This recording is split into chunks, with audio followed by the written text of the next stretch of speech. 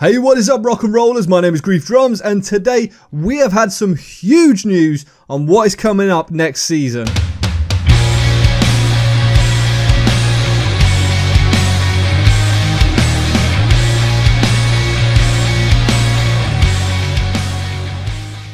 Okay, so if you don't already know, Year 2 Season 2 is not happening like we expected. We are not going to be getting the Hong Kong operators. We're not going to be getting a new map. None of that is happening. Everything that was planned for the Year 2 roadmap has changed. This is huge, huge news. Instead, we have just been delivered news on Operation Health, which is the brand new system that is being introduced into Rainbow Six as of next season. This is coming in the next few weeks.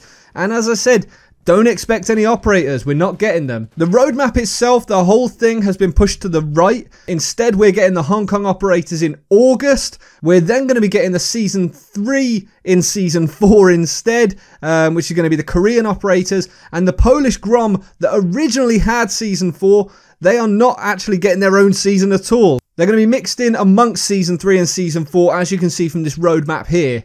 Instead, we're getting Operation Health. Now, Operation Health was mentioned a little while back during the 6 Invitational, and it's pretty much just going to focus on fixing several issues in the game and invest in better technology to make sure that it keeps growing and the game still works. Now, this is obviously something that people have wanted to see for a substantial amount of time. I myself have wanted to see things like hit reg be fixed, and it finally looks like they're actually doing something about it.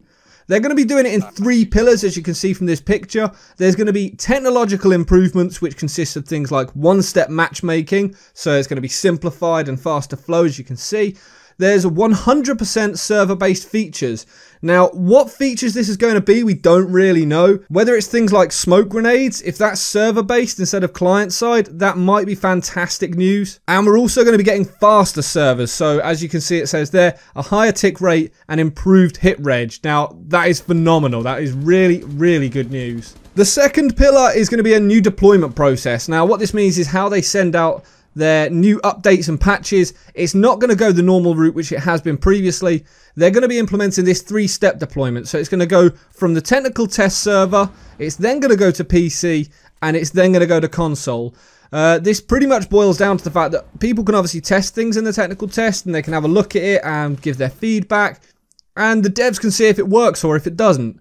From there, by going on to PC, it's a lot easier to update PC and to push patches out. Whereas with console, you have to get it past Microsoft or Sony respectively before that update can be pushed out. And it's a lot slower process. They're also implementing an on-off switch, which, as you can see from this, it's the ability to roll back faster to previous systems, just in case something goes horribly wrong. Like, for example, at the mid-season reinforcements after a patch, people were winning ranked matches and losing points, so it gives them the ability to roll that back very, very quickly. The final pillar is going to be bug fix sprints, as they've called it. They can address top community bugs in smaller batches. This will hopefully improve the efficiency and will allow them to fix the smaller aspects of the game that, you know, they don't play a massive role in causing problems, but need changing nevertheless. This could be anything from like gun camo not appearing. It could be stuff like IQ's nail polish like we saw in the mid-season reinforcements. Little things like that potentially. To cut a long story short, the devs have pretty much said that they want to just implement a new deployment philosophy in total. The 3 steps is going to ensure that they gradually bring stuff in for development rather than just dumping massive amounts of stuff on us. And it's definitely a positive move. You know, there's a lot of things in game that needs to be addressed and needs to be fixed, and this is a positive way of doing it. Obviously, it's going to cause quite a bit of an upset in the community because there are people that are struggling to continue this season. It might be getting a little bit stale for them. Certainly by looking at the forums, there's a few people out there that are struggling to play, and they're looking forward to new operators. I myself was looking forward to them. But on the other side of the coin, I don't mind not having these operators if it means the game is going to get fixed. The biggest bugbear for me, and I know it's not the devs' fault, it's not Ubisoft's fault, but being a console player, I find it really frustrating that we're going to get all of these changes so late, and it may impact how fast I can bring like news and videos on these things because I'm not going to see them. Obviously, the thing about nerfed barbed wire, people on the technical test servers on PC are able to see that, and they're able to see all these potential things coming out. I can't. I have to go from the information that I can find on Reddit or on the forums. So this may impact that further, but who knows? We'll just have to wait and see. One of the biggest issues I've got, however, is I don't really care about the operators. New operators is nice, yes, but I would much rather see new maps. I like learning new tactics and new ways to attack, new objectives, and it keeps the game fresh for me personally. With Hong Kong being released in August as part of Season 3 and Korea in November during Season 4, the Polish operators, as I said, no longer have a dedicated season. The Grom operators are going to be released at the start of Season 3 and 4, so we're going to get 3 operators in August and 3 operators in November. We are no longer getting a 4th map. Instead, we're only going to be getting 3 this year. We've obviously had the map from Spain for coastline, and then we're going to get Hong Kong and Korean maps. I find this really disappointing because it's something that I personally prefer. I'd rather see more maps, as I said. It's a shame we're not going to see that in a mid-season reinforcement or something like that.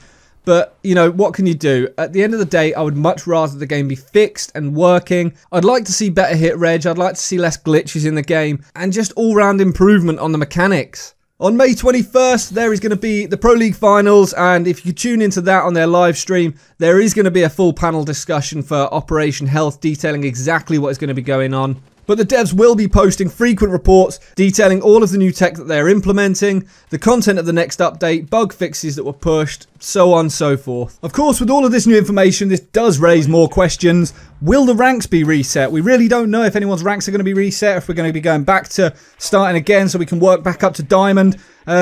I don't see why they would remove this, but I guess, again, time will tell. The only real concern I have right now is that it doesn't seem to be planned. Now, that sounds daft because they did talk about Operation Health in the Invitational, but the fact that this news has come so late, with only a couple of weeks, if that, to go before the new operators drop, it seems strange for this announcement to come. Maybe it's just the devs trying to capitalise on season passes and people buying just before the operators came. Maybe it is a case of they got very, very close to the operators dropping and said, you know what, we really can't handle dropping new operators, a new map, all of the potential bugs that come along with that, and Operation Health. So let's just focus on the health of the game instead. Let's just focus on the one-step matchmaking that was planned and make sure that that is implemented correctly. What do you guys think about this? Are you disappointed? Are you happy? Do you think this is the right step? Do you think this is something they should be doing? You know, should they push back these operators? Or are you really disappointed because you wanted to see them now? Let me know down in the comments below. If you don't already, make sure to subscribe for all things Rainbow Six. And until next time, guys, stay reckless and relentless.